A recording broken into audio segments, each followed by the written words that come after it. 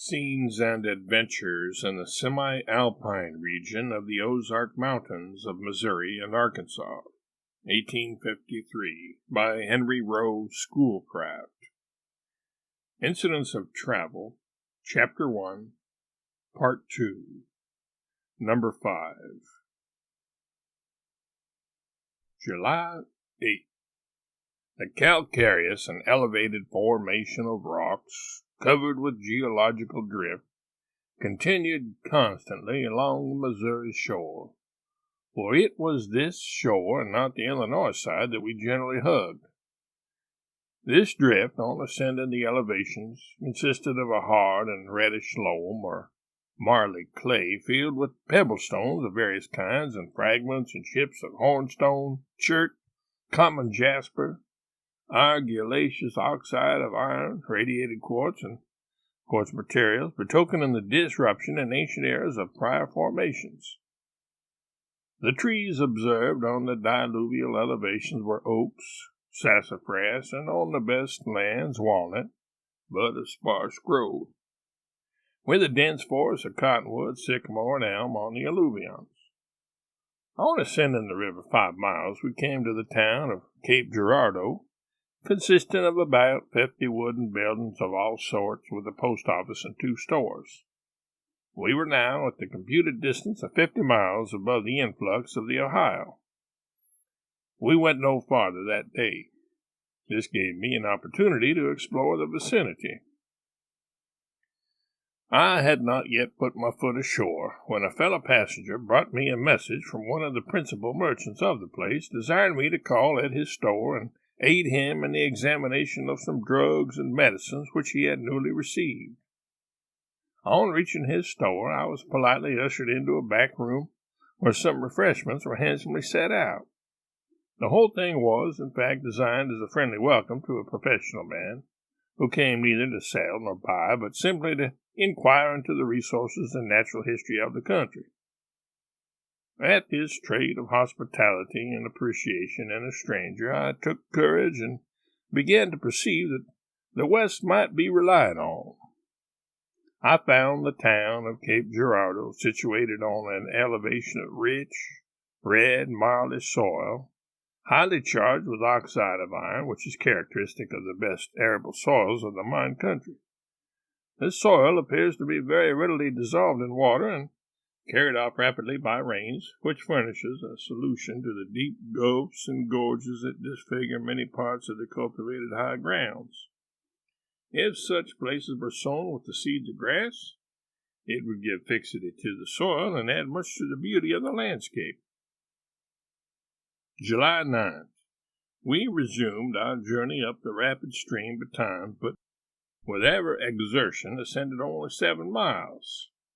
The river in this distance preserves its general character, the Missouri shores being rocky and elevated, while the vast alluvial tracts of the Illinois bank spread out in densely wooded bottoms. But while the Missouri shores create the idea of greater security by their fixity and freedom from treacherous alluvions, this very fixity of rocky banks creates jets of strong currents setting around points which require the greatest exertions of the bargemen to overcome.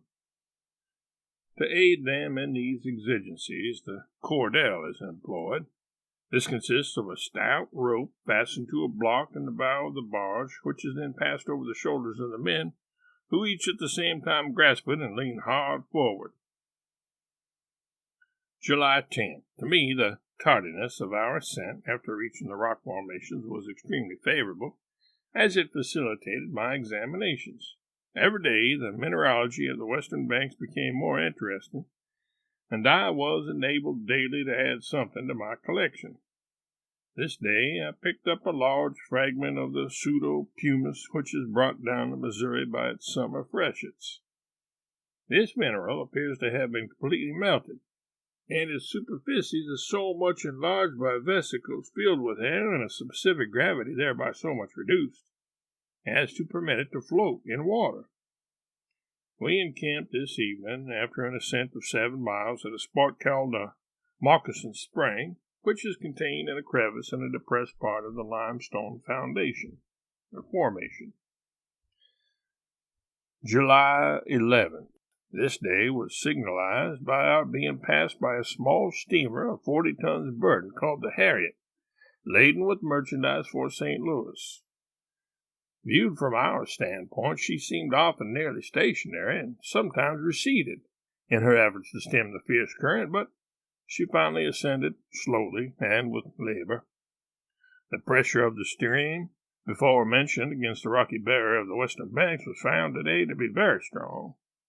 With much ado, with poles and cordel, we made but 5 miles. July 12th. We passed the mouth of the great muddy river on the Illinois shore this morning. This stream, it is said, affords valuable beds of coal. The name of the river does not appear to be very poetic, nor very characteristic, in a region where every tributary stream is muddy, the Mississippi itself being muddy above all others. But, thanks to the Indians, they have not embodied that idea in the name of the Father of Rivers, its greatness with them being justly deemed by far its most characteristic trait. About 2 miles above this locality, we came to one of the geological wonders of the Mississippi, called the Grand Tower. It is a pile of limestone rocks rising precipitously from the bed of the river in a circular form, resembling a massive castle. The height of this geological monument may be about 100 feet.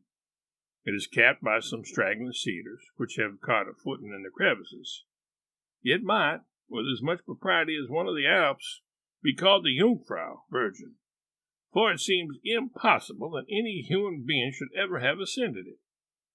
The main channel of the river passes east of it. There is a narrower channel on the west, which is apparently more dangerous. We crossed the river below this isolated cliff and landed at some cavernous rocks on the Illinois side, which the boatmen, with the usual propensity of unlettered men, called the Devil's Oven.